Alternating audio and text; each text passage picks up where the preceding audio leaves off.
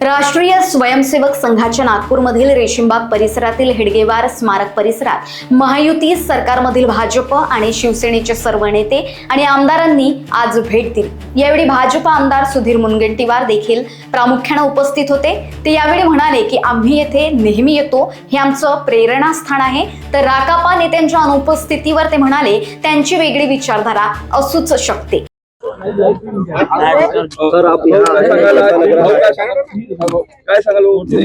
मैं बहुत बार आता हूँ।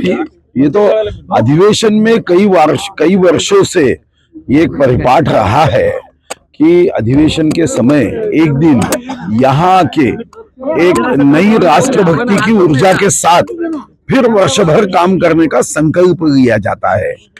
हर अधिवेशन में हम आते हैं।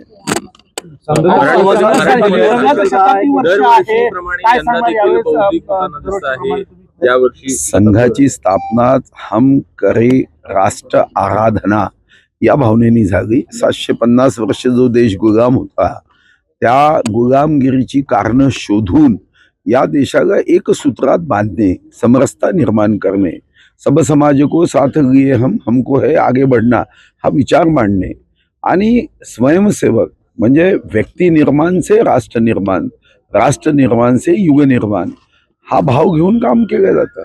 हजारो प्रचारक आपलं जीवन देशासाठी अर्पण करतात। सारं जीवन ते संघटित समाज करण्यासाठी ते आपलं जीवन देतात। तर त्यांचं कितीही कौतुक केलं तरी कमी आहे। बाळकडू आपल्याला जे आहे ते आपले वडील मुनगंटीवारकडून मिळाले। आपण सुद्धा विद्यार्थी परिषदेचे पूर्व कार्यकर्ता, ऊर्जा घेऊन काय आपण जाणार आहात? काय ऊर्जा? निश्चितपणे समाजाच्या प्रगतीची समस्या आहे। समस्या समाधान करण्यासाठी चांगले विचार मांडणं, आपल्या हृदयामध्ये दोन मन वास करतात, ते चांगलं एक वाईट। तर समाज हा स्वैराचारी मार्गाने जाण्याच्या ऐवजी संस्कारी मार्गाने गेला पाहिजे।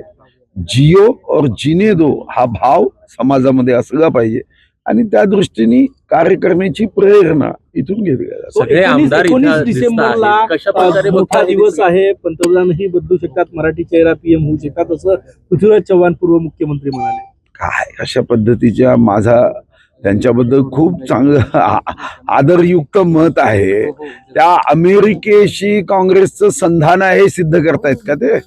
म्हणजे अमेरिकेमध्ये काहीतरी पेपर लीक व्हायचा आणि काँग्रेसनी अमेरिकेनी मॅनेज करून त्या पेपरमध्ये काहीतरी आपल्या देशाविरुद्ध काहीतरी लिहायचं आणि त्याच्यानंतर पंतप्रधान बदलल्या जाईल अशा पद्धतीची यांच्या मनातल्या मनात बिरबलाची खिचडी शिजवायची, हे अतिशय वाईट आहे। पृथ्वीराज चव्हाण साहेब एक चांगले नेते म्हणून आम्ही ओळखतो। त्यांनी आता गोबेल्सचा आत्मा त्यांच्यामध्ये येऊ नये। आमदार सगळे इथे येताना दिसत आहेत। या सगळ्या आमदारांना ही बौद्धिक किती गरजेचं नाही, शेवटी आपण जसं आयुष्यामध्ये जगत असताना अनेक गोष्टी गरजेच्या असतात। शरीराची एक भूक असते जी दिवसातून 2दा 3दा अनेकांना लागते, तशी एक मनाची सुद्धा विचाराची एक भूक असते, त्याची आठवण स्मरण अनेकदा करून द्यावं लागतं।